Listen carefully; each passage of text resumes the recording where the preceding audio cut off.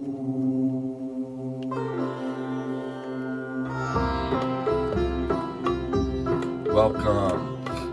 to the Deep End. This is our 250th podcast. Wow, it's hard to believe.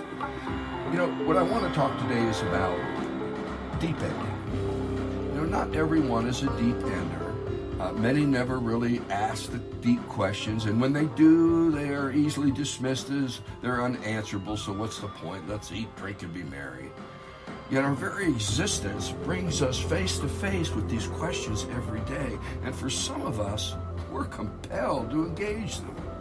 Although I've shared this story before, this is the beginning of my story. This is a thread that leads me even to today. It starts when I'm 5 years old, and I've shared this story. My brother and I were concerned about electricity because my grandmother was concerned about changing a light bulb. She was afraid when she pulled the old light bulb out, the electricity would flow into the room and we would all be polluted by it. It would be bad medicine. So my dad said, "No, that's not the way it works, Ma."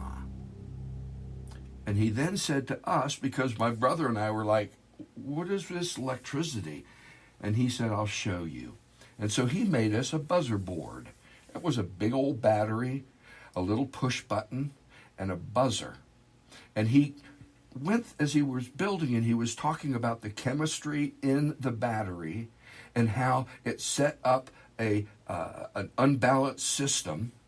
And so when you push the buzzer and you had the wires hooked up, it would connect the circuit, and those extra electrons would run down the circuit and make the buzzer buzz. And we thought it was amazing. We drove my mother and grandmother crazy running around the house with these buzzer boards over and over. But at the end, he said, "This is how electricity works. You have to complete the circuit." And my question is, well, why does those electrons chase each other down the wire? And my dad said, "Well, son, that's a question for your priest." So you see, at 5 years old, I got a difference between how, which was science and being able to explain things, and why, and I didn't have the word yet, but it was metaphysics, philosophy, theology. And my big question, this was the beginning of my journey, is how does the world work and why? At 6, my dad explained this unbelievable new theory called photosynthesis, which we know now it's not a theory. I learned about the stars and the sun. And although I was not a good student in high school, in my senior year, something happened to me that changed everything. It catapulted my journey of how and why to an exponential proportion. Psychedelics. Psychedelic actually means mind manifesting, and that's what happened to me. Something happened in me, and all of a sudden, my last 2 semesters of high school, I went from a D student to an A student. My mother actually, I caught her calling the school to ask if I had changed the grades because she didn't believe it. You see, something changed in me. These questions, they set up a house in me.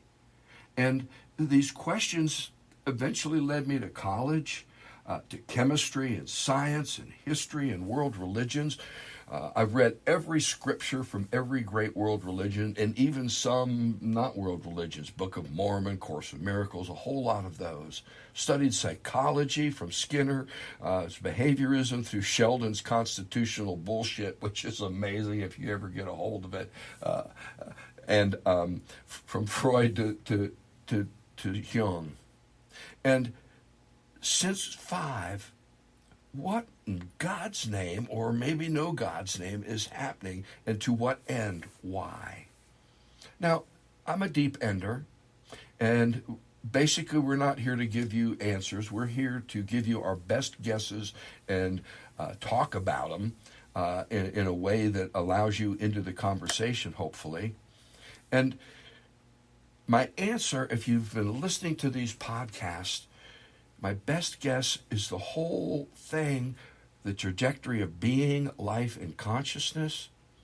You see, today we have a whole ton of how it all works, how it all fits together, but little on why. Yet without the why, the human family has nothing to bring it together. And we seem to be wandering around lost in a whole sea of different whys, many predicated on things that we know are not real. In previous podcasts, I laid out these best guesses, and it looks to me that we are the one inside the many, waking to the wonder. And the best purposes I can see are experience, connection, expanding awareness, increasing our empathy. This is the thread of the root of the questions from my age 5. And so I ask our listeners, do you have a root question? What is it? And maybe you don't have a single question. Maybe it came on you slow. Maybe something happened in your life that you took a turn. Or maybe enough things happened in your life to weigh you heavy enough to ask the questions and start engaging them. But I think the questions are so important. And to pull on one's own thread and get back to what it is that pulled you on the path of a deep ender, I think that's very, very helpful. So I asked my friends, Marianne Rudis, who's in Spokane Valley, Washington State. I'm up on the South Hill. Bob Hayes is over there in Florida. And we've been having this conversation for quite a while. Bob and I for 50 years. Marianne and I guess we're going on 15 years. Holy crapola. So, Bob, let's start with you. Do you have a root question? How did this come on you to walk this path of mysterious and unanswerable?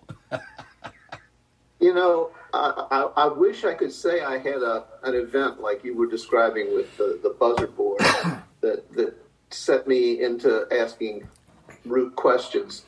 But I really don't. I feel like the first, at least 15 years of my life, I was just accepting everything I was told and feeling pretty comfortable about it, and that included, an education in a Christian denomination and all of the things that came through Sunday school and all of that. It all seemed pretty good to me. And I guess it was when I was in my early teens, I started to see people's actions that differentiated from what I was hearing as the way we should be acting. And I started to think, well, wait a minute. These people, and these were people within the church and people that I trusted to be mentors, and I saw the actions as denying everything that they were learning. The golden rule, the Beatitudes, all of the things that seemed to me at that time to be so logical and so good for us as a society to buy into. And I guess I started asking myself, why aren't we buying into it? Why is it so difficult for people to see something that's so simple, that we treat each other the way we want to be treated ourselves, and that we don't deviate from that because that's the way it should be? And that led me to then ask other questions. And of course, then as I got into my later teenage years, that was when the whole Vietnam thing was coming up, and I was going to be drafted, and I enlisted in the Navy to avoid going to be a grunt in the mud, and asking more and more. And of course, psychedelics came in at that point too, and my questions became more broad. And then, Redhawk, you and I started bouncing the questions off one another after we met, and that's when we decided, well, I guess we better go to school and get some more data to help us form the answers to these questions. And really, the more I've asked questions, the more questions there are to ask. And I feel like I've accumulated a heck of a lot of data over the years, but the questions have become bigger and bigger and bigger. But it all kind of boils down to that same question. Why aren't we accepting the easy stuff? Why do we make it so hard on ourselves? And I guess that is what's propelling me toward the end of my life. Yeah. And I will say that one of the pages in our core scrapbook has an article of all of us getting busted right next to an article of all of us getting on the honor roll a year later. So I thought that was something our listeners needed to hear. Marianne, how about you? Do you have any root questions that compelled you, or how did you come to walk this road? You know, it's very interesting hearing your both of you talk about where you've been and how you got here. And when I look back, when I was younger, I was raised in Catholicism, and huge family, and I too believed everything they told me. I believed all of it, hook, line, and sinker. The rest of my siblings, not necessarily. But then life started to happen, and I saw within my own experiences that these things were false, that they were not true, that they may have been based on some truth at some time, but these were just arbitrary rules and regulations that somebody set up that were meant to control us. And this is what I came to. And yet at the same time, in my early 20s, I started to really try to understand what it is about religion and what it is about these beliefs that hold so many of us and capture so many of us into these systems. And so I would go and talk with people that were Mormon. I would go and talk with the Hare Krishnas that used to hang out by the DMV at that time. I used to go and talk. I just set out personally to explore on my own. And it's so funny because as you were both talking about when you went to college, and I decided I wanted to go and experience things. And so I just took off when I was 21 years old and decided to travel around the country. Me and my friend, we were vagabonds. We just kind of kicked it up and took a couple of months, went from Ohio to California. And I just realized at this moment that a lot of that was because I don't trust the things that people are teaching us. And it comes from that twist. And I've always been suspicious. I ended up going to college later in life, and I do read a lot. I do try to self-educate, but I also recognize that our own experience can teach us so much more than any book. And I had that happen to me.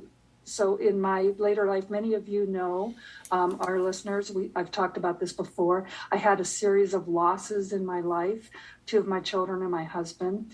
And when you want to talk about asking why are we here at all?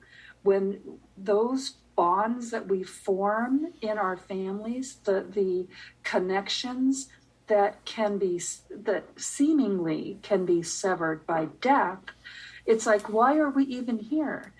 Didn't my children have a purpose to be here, even if they don't get to grow up? Do I have a purpose to be here, even though I am still here?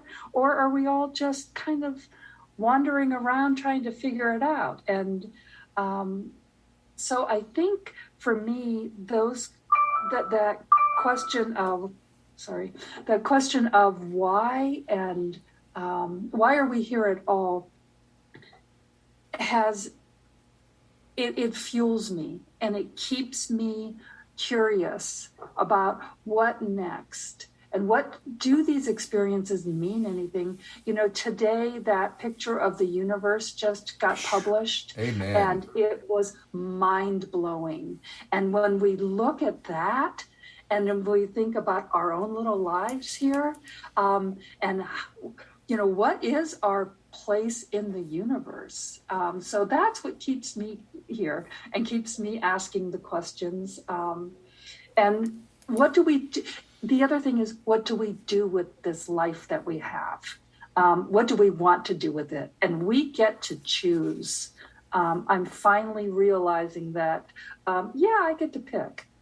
Even though some of the things that happened in my life, I may not have chosen, but I get to choose how I react to them and what I do with them and what meaning I make of them. Yeah. So, what did the Moody Blues sing? Look and gather all you want to. There's no one to stop you from trying. You know, this is, especially in this country and what we were born in. You know, a couple things stick out really loud.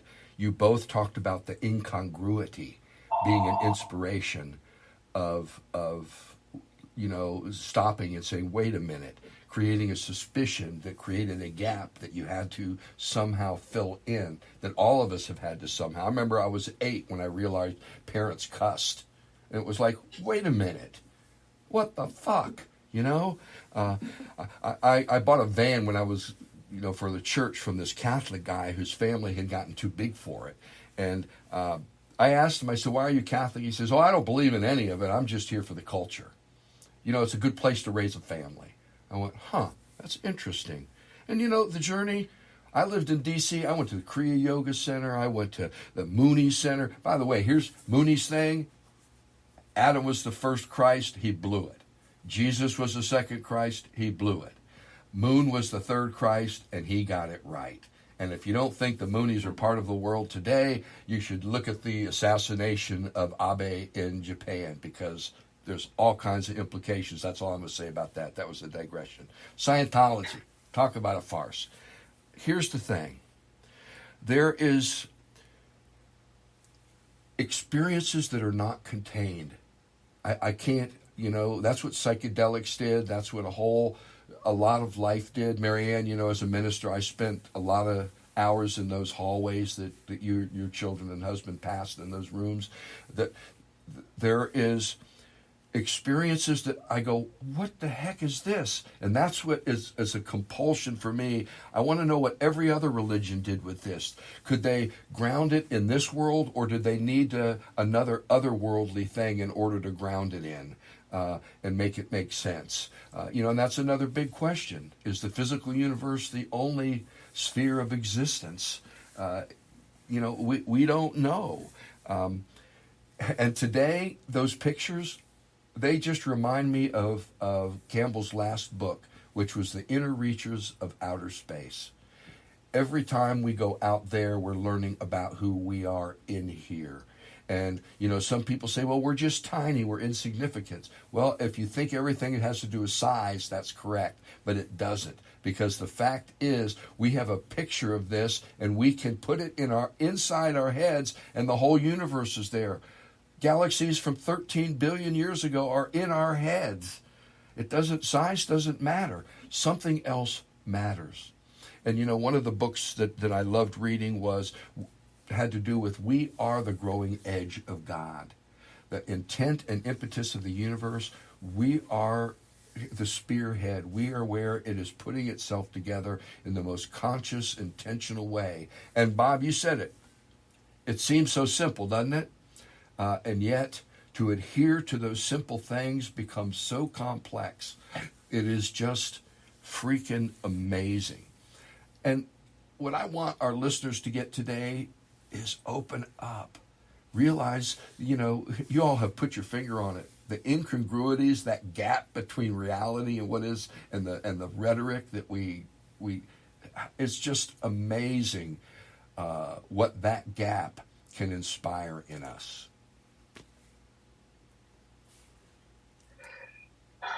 Yeah, and you know, the thing that has enabled me to become more accepting of that gap while still moving through my life is my exposure to Zen philosophy. The idea that we're all on our own unique path, and we're all reacting to unique experiences. And those experiences are somewhat ephemeral when it comes to the innermost of our being. That those experiences can't really affect that unless we let them. And if we are, there's a term called Wu Wei, which is basically go with it, go with the flow, because that's you're the flow, and you can do nothing. If you struggle against it, you're going to bring only pain to yourself. If you go with the flow, you're going with your life path, whatever it may be. Another meaning of that is no action. In other words, pull your oars out of the water and. Yeah. Well, before you go, I want to just respond one thing and say that what is helpful also for me to accept this gap between the incongruity is that I am the gap. It's not out there. It's in here. The gap is my own moral hypocrisies, my own naivete and ignorance of everything from the supply chain to how things are made to the complexity of the whole thing. So go ahead, Marianne, but I just wanted to throw my 2 cents in because I got a lot of 2 cents. Yeah, I think you're absolutely right on there, because that gap does, the inconsistencies live within each one of us. And I was just having a conversation the other day about, why do I keep doing this? I'm just totally sabotaging myself when I know I need to be doing this. And it's this constant struggle against finding that whole, the way forward. But something you said, Bob, made me think of the idea of trusting ourselves. And when we're the flow and being able to let go and allowing ourselves to take those experiences that are unique to us and allowing us to trust that the way we see the world because of those experiences is unique to us. And yet we are all on the same journey, because we are all trying to take those experiences that we've had and find our common place with each other. And some people will splinter off into little tribes, and have their small groups. But I think where we're at right now, and again, that picture of the universe, I think where we're at right now as humanity is we have to figure out what connects all of us, not just those tiny little tribes that we've been in. And part of that too is, I lost three people in my family. There were 5 of us. And so it has created in me a way to expand my view of what family really means. It's not just people that are related to me. It's not just people that live in my neighborhood or that I work with. They talk about your work family or your, all these other little families. It's everyone. We are all part of the human family. And I think that when we can trust and bring that inner peace out without those rules and regulations that we feel like we're violating. And I think that's where the dogma comes in, and that stops us and sticks us. It's like, oh, I shouldn't be feeling this way. I shouldn't be doing this. So, well, I think you're laying your finger on a really important piece, and that's that this is not a comfortable journey. We have to begin to learn to be at home with our own discomfort. In those inner conflicts, there's a space there that we can set up a judgment place, or we can really set up an inner dialectic, a conversation within ourselves. And I think that's part of where this thread has taken me. And again, my best guess, Marianne, is the human family is not going to come together until we can agree on a why. Until we have a story that allows us to see, and this is the metaphysics of us. This is, it doesn't have to be proven, but it has to be universal.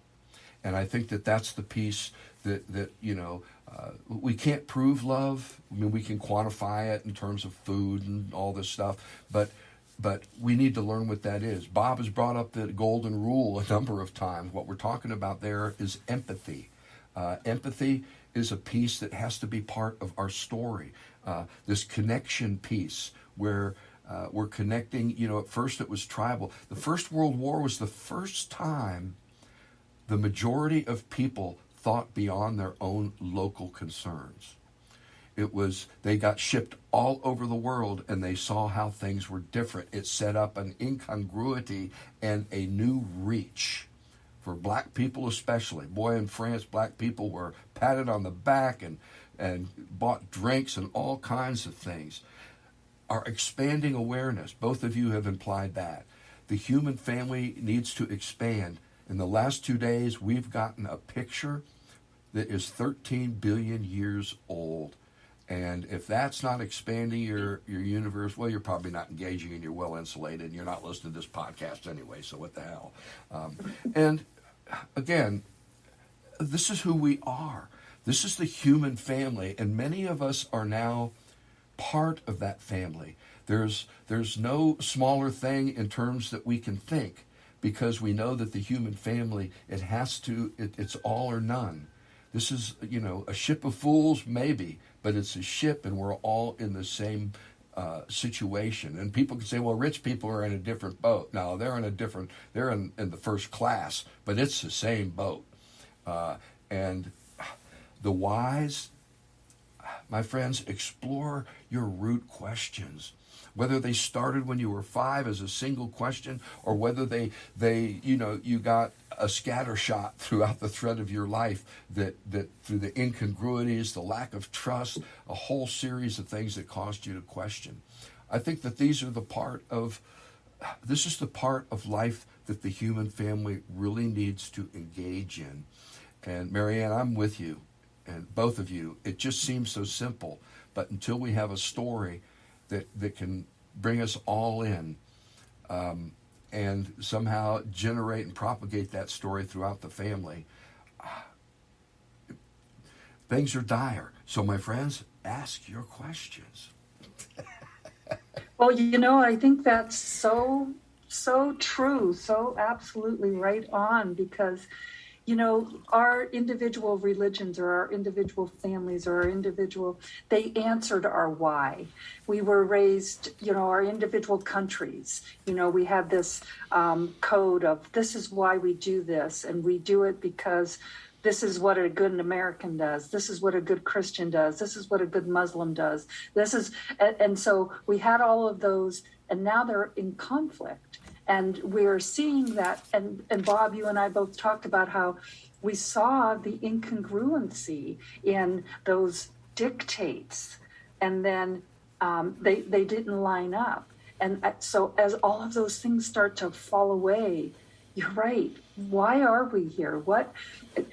Okay, I'm going to go into a weird little tangent, and it'll just be a second, and I'll come right back. But we may be on the edge of an intergalactic existence, right?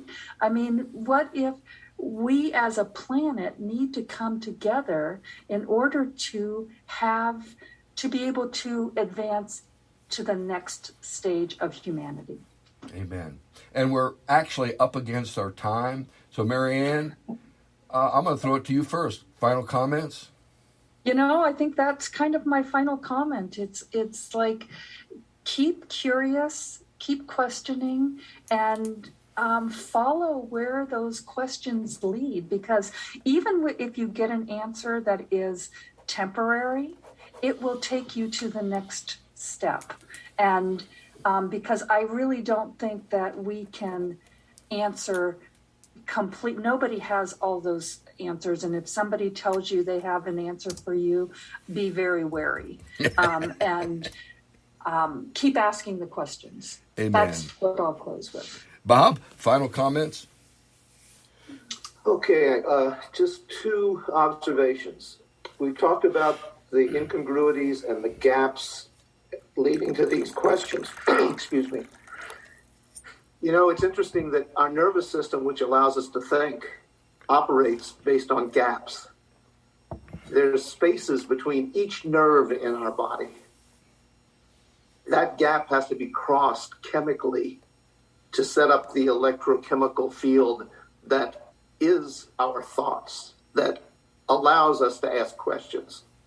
So is the gap itself our purpose? To confront that gap, to ask the questions. One of the quick observations on that picture, the 13 billion year old picture, it's not the universe. That's a very, very small piece of the universe. It's just a snapshot in the direction that the telescope was pointed at that particular time.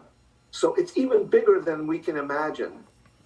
Yet everything we do, every movement, every lack of movement, every part of our existence is affecting everything else in the universe. Amen. So don't feel small. Feel a part of everything. There you go. I always think of in the Men on Black, where was the Orion galaxy that they were looking for? It was around it was on the necklace of the cat. Size doesn't matter. We have mistaken size for significance. And here's the thing, my friends, and it's really cool. Really cool. You know, Bob brought he brought up synapse. That's the gap between the neurons and the dendrites of the cell and the brain. You know, we've been talking about in psychology for years engrams, these pieces of thought that allow us to question. Someone said, so Red Hawk, do you think Jesus is going to save us? I said, no. Is the Buddha going to save us? No. Curiosity is going to save us. And I remind myself over and over that the mistake is evolution's greatest tool. You know, who was it that said, go and sin boldly? You know, we're supposed to be out here at the growing edge of our life, and it's full of all these thoughts. But wait, what is a thought? What is an idea? In one study I read, they say we have 40,000 thoughts a day, and over half of them are negative. You know, we're told to love God as we love our neighbor, as we love ourselves. Well, we don't love ourselves. Holy crapola, we're in some deep poo-poo. What is a thought? Can we control it, or does it control us? How do we look at it from the chemical point of view to the point of view where it moves worlds? My friends, blessings on all things.